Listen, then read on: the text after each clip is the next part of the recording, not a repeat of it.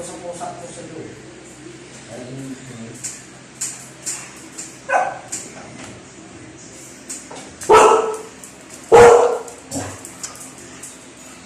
Anong kain na? Kakain ka na? Ayo, kakain ka na? Ikaw? Prada, ganun kakain ka na?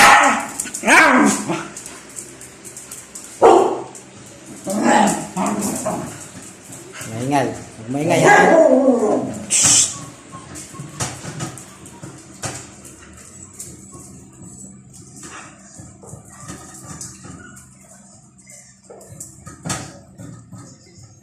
Ano ulam nyo? Ha? Ano ulam? Ano ulam nyo? May ulam pa kayo? Wala? Wala na ulam?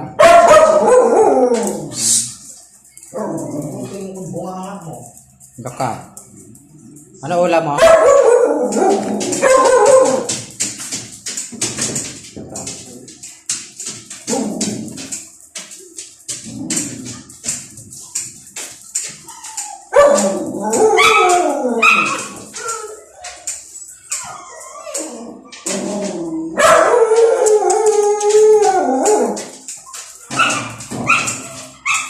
Goche! Goche! Si Goche nang gugulo eh.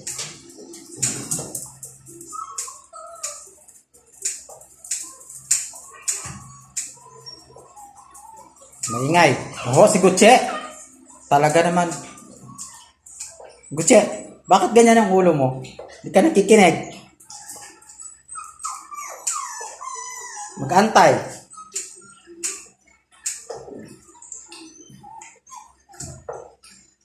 Ano ulam?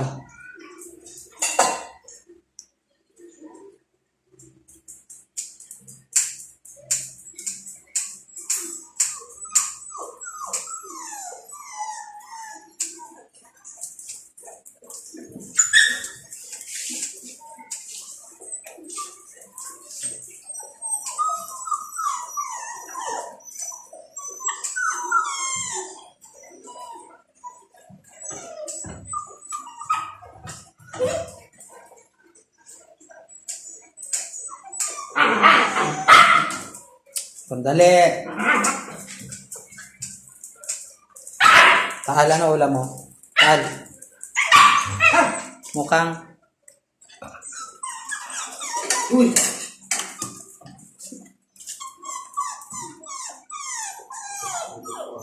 Maraming sabaw. Huwag mo na sabaw. Marami naman yan. Kunti lang.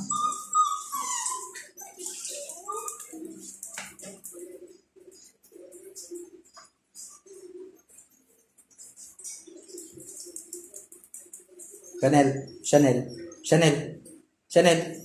Ano ulam? Tal. Ano ulam?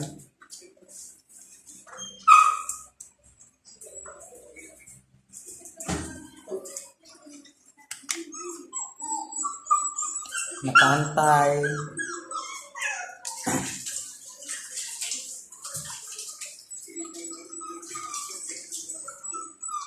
Ibibigay ni Daddy yan sa pusa. Maingay kayo. Akala nyo ha.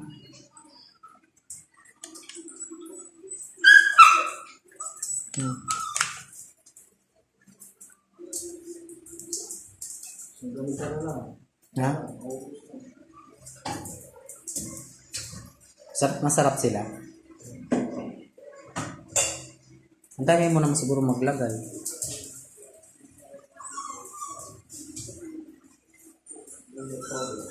Ha?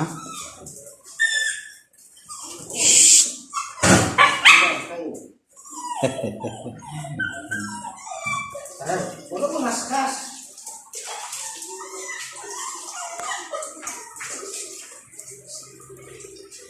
Kakain na. Hintay kayo ha. Para pang pukulit kayo.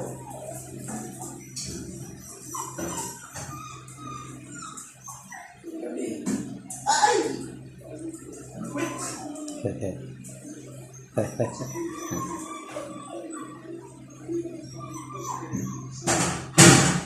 Si Mukang yan.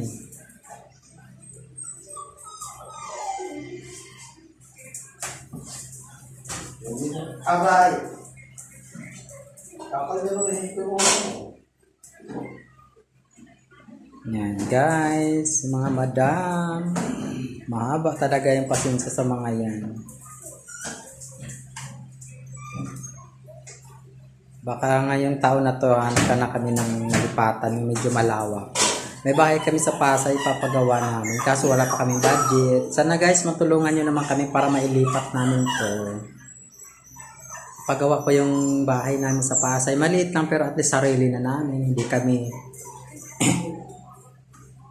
paalisin na kasi marami na kami. Sige, sana guys, tulungan nyo naman kami. Mapagawa namin yung bahay. Sa Pasay siya. Dito kasi kami sa Quezon City. Tahan dito ka, nak. Tahan dito. Dito. Ayan, kain na sila. Hindi yan. Dito ka. Dito. Tayo ito. Akyat. Saan? Akyat. Tayo.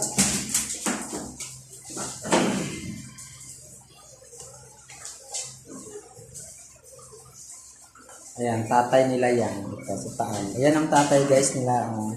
Ayan, mga anak ito. Ayan ang tatay nila. Ayan, mga anak yan. Ayan ang nanay. Ito. Napakalaki ng nanay. Mayroon kaming bahay na maliit sa Pasay. Papagawa namin. Sana guys, suportahan nyo naman kami para mapagawa namin. At hindi namin sila iwahiwalay. Kasama namin yan lumipat. Nilipat kami sana itong taon mapagawa na namin. Para sa kanila. Ipagawa ko talaga yung bahay para sa kanila na mayroon silang matirahan. Ayaw ko kasi silang ihiwa-hiwalay o ipamigay kung kanino. Hanggat kaya, titiisin. Kawawa naman kasi sila, sanay sila sa amin. Hoy! Sana doon na. Hindi tayo sa tapos. Ayan, tapos na.